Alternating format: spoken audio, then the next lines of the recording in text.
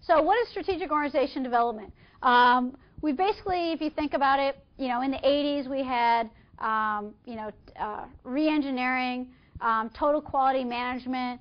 We had, in the 90s, Lean. We had Six Sigma.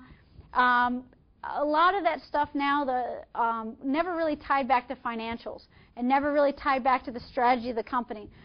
For instance, Six Sigma would end up looking at, this is broken, this is a problem. We define the problem, we measure it, and then we come up with how to improve it, but never really could ever tie back to financials. And as a consultant in Six Sigma, I also found a lot of financial CFOs were kind of disenchanted with Six Sigma because of being unable to tie this back to financials. Well, the reason why you can't tie it back to financials, Six Sigma is a great methodology. You can't tie it back to financials because the variables are always changing. So one minute I have this savings, but then something changes and now those savings disappear. So with strategic organization development, it's about focusing on strategy, about driving the organization performance all the way through the organization, that the CEO, the board, all the levels of management can see how well we're doing all the way through and all the way back up again. But it's also going back to the economies of change model and setting up an organization that is set up to change rather than one that is that can't change. Chris Worley wrote a book, Built to Change, basically off of the book by Jim Collins, Good to Great. And it took good to great companies and said, what Jim Collins wrote, why are these companies great? Well, Chris Worley took the same type of book and called it Built to Change. In order for companies to become great, they must do these things built to change. So that's what the strategic organization development methodology is doing, is basically taking organizations and setting them up to be able to change and be agile based on the organizational environment of what's occurring and stopping that inertia process that's going on in the economies of change model. So if we go back to the economies of change model, we have this box right here. This is the part where you need to be predictive. And this is where strategic organization development actually fits. Because what's following is the focus on differentiation of our products and services to the customer, focus on customer loyalty, how to drive the business, at the same time, how to be predictive on stopping inertia as we change out the CEO or begin the layoff process because we see that profitability is dropping. And of course, layoffs are inevitable. It's what life is about. As we build the organization, there's going to come a point in time where we have to reduce the organization to be most effective. And at that point in time is where strategic organization development comes into effect. Now, traditionally in organizational change, most organizational change is focused on the employee. It must be the employee's fault because our profitability is down or this process is broken. And what we do is we bring in consultants to work with employees or groups of employees to improve that area. But again, it's on random acts of improvement versus all-encompassing aligned acts of improvement. Well, if it's not the employee, then we begin to look at HR. We begin to look at how do we take processes and automate them. And then lastly, we look at management profitability. Well, this is the reason why inertia has always snuck by everybody. And we can look at companies, for the last 50 years of what happened to companies, how it's interesting in the Fortune 1000, in the Fortune 500, most companies in the Fortune 500 aren't there 25 years later, or even 10 years later, or 15 years later. The organizations are constantly changing because of this commoditized problem.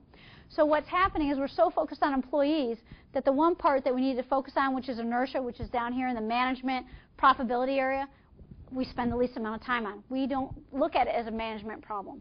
We look at it as a employee problem. And if you look at most layoffs are done at the employee level rather than the management level. Very rarely do you see managers involved in layoff areas. So what we've done then for strategic organization development was to come up with these 5 tenets of an organization. First and foremost, you have to have effective leadership. Again, like I was saying before, I don't think many times it's the CEO. Many times, from all my research that I've done on the Fortune 500 over the last 15 years of looking at data for the last 15 years, 60% of those CEOs change out in the last 5 years. The tenure of CEOs at 3 years. How can this be? And then when you look at the next level of management, when a CEO comes in, they're not necessarily playing the thirds role where you're changing out the next level of management, a third from the outside, a third from the inside, and a third from the management that was already there. what they're basically doing is keeping much of the management intact. Now, if they are changing out the next level of management, they're not changing out the level of management behind that, behind that, behind that. So what happens is you still have that business strategy flowing on. So what we need to do is effective leadership is our #1 priority. But that's the CEO who's focused on profitability, making sure our shareholder value is in line, economic value add is in line, that analysts are finding our company valuable, and the CEO is a strong leader that actually directs the company.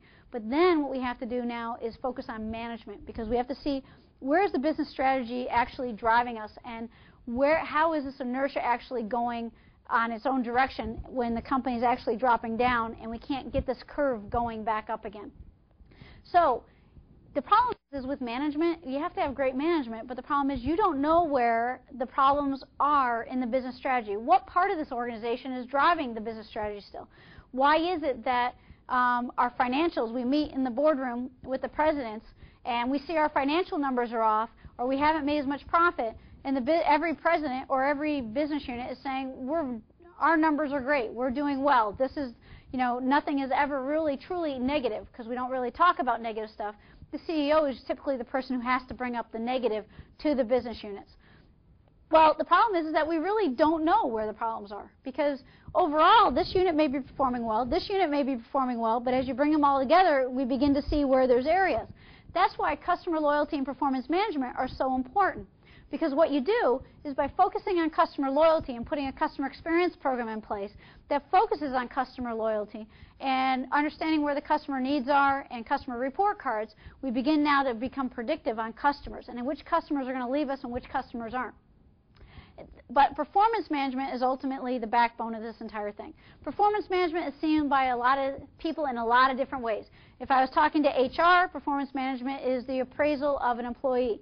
If you're talking to service or to logistics, performance management is, or sales, how well an employee is performing based on their objectives that they have for the company, then that can tie back to the organization, up and down the organization. What performance management means to the strategic organization development methodology is building of tracking systems that basically answer everyone's question of how well are we doing tied to the financials. Tying to the financials is very key to everything, because ultimately the financials are what gets reported to the stock markets. It's ultimately what keeps the company in business, and it's very important. And lastly, we need to look at employees. So as we start talking about customer loyalty now, as we look at that pyramid from before, now let's talk about the customer in general.